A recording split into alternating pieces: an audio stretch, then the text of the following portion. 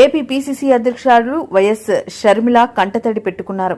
శుక్రవారం కడపలో ఏర్పాటు చేసిన విలేకరుల సమావేశంలో వైఎస్ షర్మిల మాట్లాడుతూ తాను అడిగిన ప్రశ్నలకు సమాధానం చెప్పాలంటూ తన సోదరుడు సీఎం వైఎస్ జగన్ ను ఆమె డిమాండ్ చేశారు.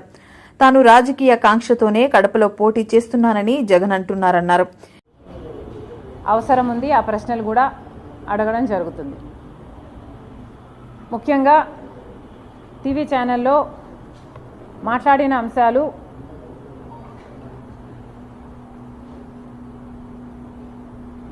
రాజశేఖర రెడ్డి బిడ్డ నేను షర్మిల, నాకు రాజకీయ కాంక్ష ఉన్నట్టు,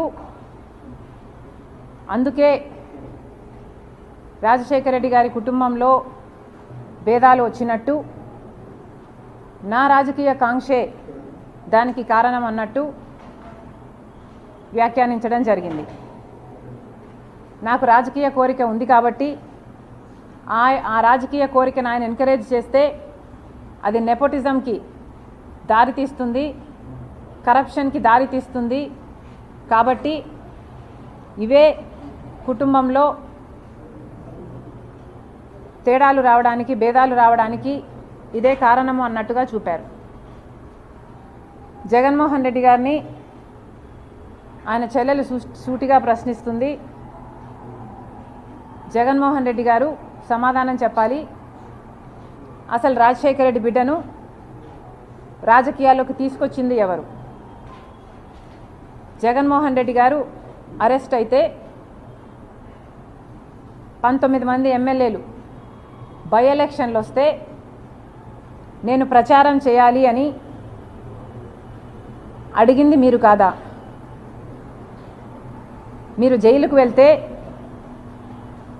చంద్రబాబు గారు ఒక పక్క పాదయాత్ర చేస్తున్నారు, ఆయన గ్రాఫ్ పెరుగుతుంది అని పాదయాత్ర చేయమనింది మీరు కాదా?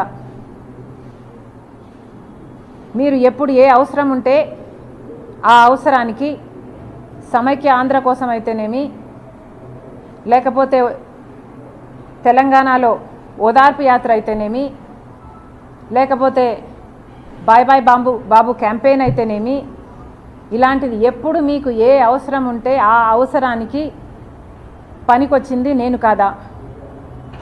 ఈ అవసరాలన్నిటికీ మీ రాజకీయాల కోసం నన్ను మీరు రాజకీయాలకు తెచ్చిన మాట వాస్తవం కాదా? నిజంగానే నాకు రాజకీయ కాంక్ష ఉంటే నేను పాదయాత్ర చేసినప్పుడు మీరు జైల్లో ఉన్నారు. మొత్తం పార్టీ నా చుట్టూనే ర్యాలీ అయింది. నాకే గనక రాజకీయ కాంక్ష ఉంటే వైఎస్ఆర్సీపీ పార్టీని నేను హైజాక్ చేసేదాన్ని కాదా? ప్రతి సభలో, ప్రతి అడుగులో జగనన్న కోసం, జగనన్న వస్తాడు, జగనన్న మేలు చేస్తాడు, రాజశేఖర రెడ్డి గారి రాజ్యం తెస్తాడు అని కాలికి బలపం కట్టుకుని తిరిగిన దాన్ని నేను కాదా? నా బిడ్డల్ని, నా కుటుంబాన్ని పక్కన పెట్టి రోడ్ల మీదనే నెలల తరబడి మీకోసం త్యాగం చేసిన దాన్ని నేను కాదా? ఆఖరికి నా కాలు ఇంజరీ అయితే కూడా అతి వేగంగా ఫిజియోథెరపీ చేసి మళ్ళీ వెంటనే చేయాలి అని తాపత్రపడి చేసింది మీకోసం నేను కాదా? మరి నేను ఇన్ని త్యాగాలు చేసినా కూడా నాకు రాజకీయ కాంక్ష ఉంది అని మీరు అంటున్నారే, నాకే గనక రాజకీయ కాంక్ష ఉంటే నేను పొందాలనుకున్న పదవి, పోస్టు మీ పార్టీలో నేను మొండిగానైనా పొందగలను. వివేకానంద రెడ్డి గారి లాంటి వాళ్ళు నాకు అండగా నిలబడ్డానికి, నన్నే ఎంపీని చెయ్యాలి అన్ని ఎంతోమంది మీ పార్టీలోనే ప్రయత్నించిన వాళ్ళు కూడా ఉన్నారు. వాళ్ళందరి అండా చూసుకొని నేను ఏ రోజైనా మీకు రిబెల్ చేశానా?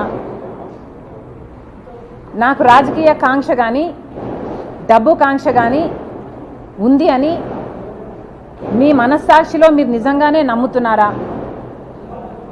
నాకు రాజకీయ కాంక్ష మీకోసం, మీతో ఉన్నంతకాలం, మీరు ముఖ్యమంత్రి అయినంత వరకు నాకు రాజకీయ కాంక్ష లేదు, నాకు డబ్బు కాంక్ష లేదు, నేను ఏం చేసినా మీకోసం చేశాను, నేను త్యాగం అనుకొని చేశాను, నా అన్న కోసం అనుకొని చేశాను, మీరు ముఖ్యమంత్రి కావాలని రాజశేఖర్ రెడ్డి గారి సంక్షేమ పాలన మళ్ళీ మీరు తీసుకొస్తారు అని నమ్మి చేసిన విషయం వాస్తవం కాదా?